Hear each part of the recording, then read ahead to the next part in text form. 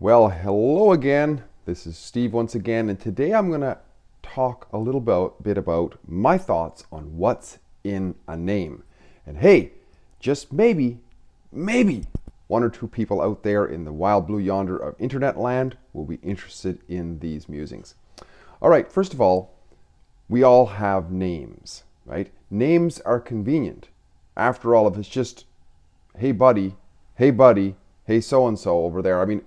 I annoy myself so often because when I don't remember somebody's name and I feel a little bit embarrassed because they've already told me several times, weeks ago, whatever, what their name was, and I forget their name, I gotta just sort of skirt around for a little bit, or I gotta just be blunt and say, you know what, buddy, I'm sorry, I forgot your name again. Can you please let me know your name? Because it's very convenient. It's an easier way to connect with people. Names are important to us, so if we remember other people's names, that's really great. It's something that's fantastic to learn, I would say. I got a bit of a blind spot here, don't I? All right. So we have two aspects of our name, and I've talked about this before in previous videos going back a ways, but I think it's worth addressing again, which is that each in the West, I would say, I don't know what they do in China, and I think it's very similar in most places, but we have our given names, and we have what many people would call our last name. But this whole idea of last name is rather recent invention. And I would say it's basically a fraud because it was never called last name, right? When people ask me now what my last name is, I give them what's commonly referred to as my second name. Because my name is actually Stephen Andrew. Andrew, most people would say, is my middle name. But it's my last name because I've looked at the documents, I've talked to my mom, and I saw the original document in her handwriting at the hospital when I was born. And it said on there, given names. And she put Stephen Andrew. That's it. On another line, a little ways down, it was family name in there or something like that. They wrote in the name of the family. But that was never given to me. I asked Mom, I said, what name did you give me? She said, Stephen Andrew. Okay, that's my name. My so-called last name does not show up on that document as a given name.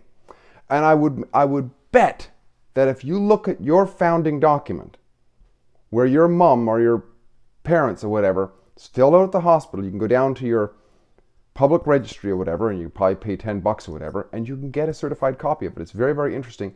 And you can see, I could see Mom's handwriting was kind of scribbly because she was probably just after, having a baby, and she made a little mistake. She kind of scribbled something out, and it was all in her handwriting. It's amazing, and it's all certified as a true facsimile of the stored document, right? So why then do we have this other name, and why is there so much occultism around it? It's really, really weird, especially if you ever go into a court. It gets really, really weird. And you can make a judge literally run out of the room if you say a few words. It's really freaky because they will never refer to you as by your name. They just won't. They absolutely won't. They won't refer to you. They'll call you Mr. and then a family surname. That's what they'll call you. I'm still a little confounded at what this Mr. thing is, but I believe it's a perversion of the word master. Master, in a way, is kind of a sovereign. Here's something interesting. If you go on an airplane, and because it's all deep state shit that goes on in airplanes now, because you have to, identify yourself according to what the government refers to you as. And if you don't, and you say the wrong thing, they can kick you off the airplane as some sort of a threat to them or something. They're really freaked out about these things. Everything's got to be done in a New World Order style, right? But if you put down your name, you go online and fill out, you'll see that there's several prefixes or titles that you can give yourself. Like there's Mrs., Miss, probably Mr., Captain, Doctor, Professional or whatever. And then there's like Mr., and there's Master. I have noticed this. I, on several occasions, have put down Master, and they'd get back to me right away. This was a mistake. This is for people who are so-called underaged. Interesting, isn't it? We're not masters, but kids are masters. Why? Because the state has no jurisdiction over them. I believe that a master is somebody who's a sovereign. A mister is a perversion. It's like a lowly version of it. So that's what they call you. It's basically a slave title, from what I can see. Because in a court, the judge is assuming jurisdiction over you. If one man has jurisdiction over another man, and it's not voluntary, what is that? That's slave-master relationship, right? So the slave is referred to as Mr., never by their name. Because after all, your surname, so-called surname, is not your name. It was never given to you. Never given to you. It's the name of the family. It's a title to the family. And typically also, it's sort of a possessive title that authoritarians will take control over. For example, I looked up the top family names in the United States because that's what came up. A lot of stuff is American, right? But hey, for Westerners, we can all relate. The number one family name in America is Smith. What is Smith but a trade name? This was the person who actually created, who was like a worker, and of course, what do the tax thieves want? They want part of your labor, right? So if you're Mr. Slave Smith, basically Slave Smith, then you're a slave worker, and they can tax you and so on. So they always tax the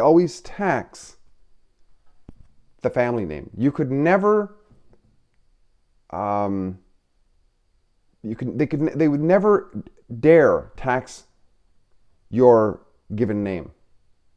It doesn't. At least I've never seen it in the West, anyways, because they've agreed early on that they don't have jurisdiction to tax real people who've been, because the given name is assumed to be that's you, that's a representation of you, but you add on this other name and now it's not.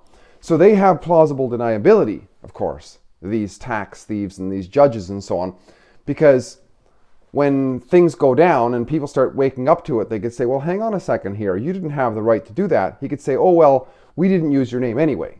We just said something and you responded to it and you agreed to it. So hey, if you want to agree to something that ain't yours anyways, why am I responsible? I'm allowed to ask you and tell you to do this and do that, and if you do it, why am I responsible for that? That's what they'll say, of course, because they're a bunch of shysters, right?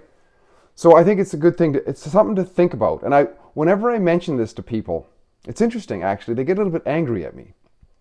Because oh, Steve, you're overthinking things and what have you, right? And they come up with these sort of mockeries of me.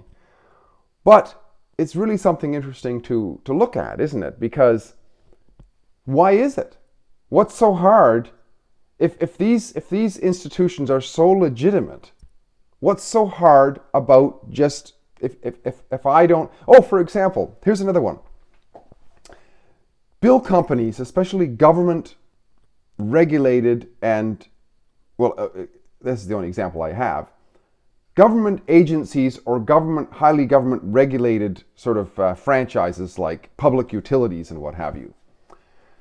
What I have noticed is when they send a bill for, whatever it is, like a tax bill or whatever, usually, I don't know if always, but almost always that I've noticed, they put in there all capital letters for the surname, especially what they call the last name. Sometimes they'll do it in sort of cryptic nonsense, like they'll put that name first and then the given name second and what have you. It's all just sort of smoke and mirrors. Like, why can't they write it like you write it, right? So anyways, one time I received this bill a while back, and it was last name or surname first, given names all in capital letters. And there was a thing I noticed at the end of the bill. It said by the way, something like, if you find that you need an address correction or whatever, contact this number.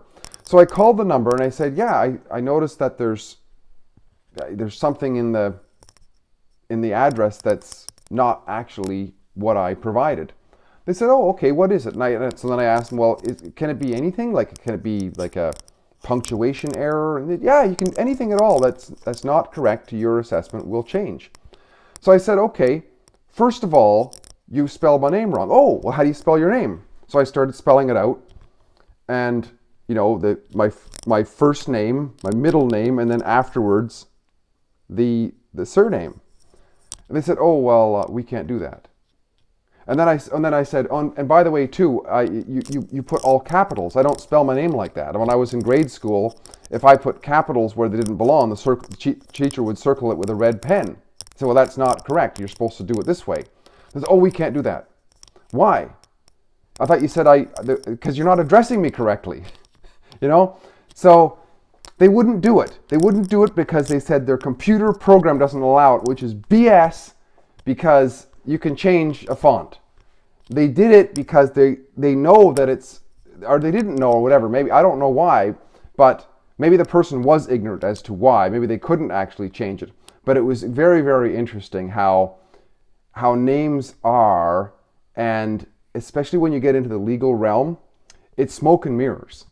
But I think it's interesting.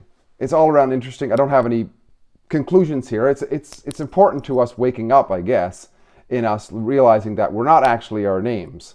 But names can represent us. We can agree to have names. But if we look back at it in our origin, almost always the only name that was actually given to us was what people used to call the Christian name or whatever, like your first name and your middle name or whatever. That was what was given. The other name is a name that describes the group. It might describe a profession that your family was originally. It might like Johnson or something. That was originally, there was a guy named John and he had a son, and that guy called himself Johnson, and it just carried forward. But it's not our name. And in my case, the document that I have, it shows given names, and then down below it says like the name of the family, essentially. So it's not a given name. And Mom never admitted to giving me the name, what people would refer to as my last name or surname or whatever. No, it's just that I was born into that family, so they assumed that was my name. And then, of course, the next fraud that happens is when you get the birth certificate. Because birth certificate, they change it all up. They don't identify it as given names or anything. They just call it name, and they put the whole lot together, and it's all in all caps, of course. That's where all the caps come from, which is a corporate structure. It's a registered corporation, basically. And that's how they get us, because then we agree that that's us, So next time when somebody asks you, but don't do it to a cop, because they'll freak out on you. Don't even do it to a judge unless you want to get in trouble. But it's interesting to do it just randomly. People like, are you so-and-so? Do I look like a name? I use a name, but no, I just use a name, or I'm the man that goes by this name or whatever. It's just interesting. And people look at you kind of weird, like, whoa, what are you, a philosopher or something? But anyways, you think too much. That's interesting. I just wanted to touch on it again. I think it's kind of fun. I used to get all worked up about it, not so much anymore. It's just like, hey, once you see something, you can't unsee it, right? Steve here, again, great chatting. If you like what I'm doing, please like, subscribe, and share. I'll talk again soon. Bye for now.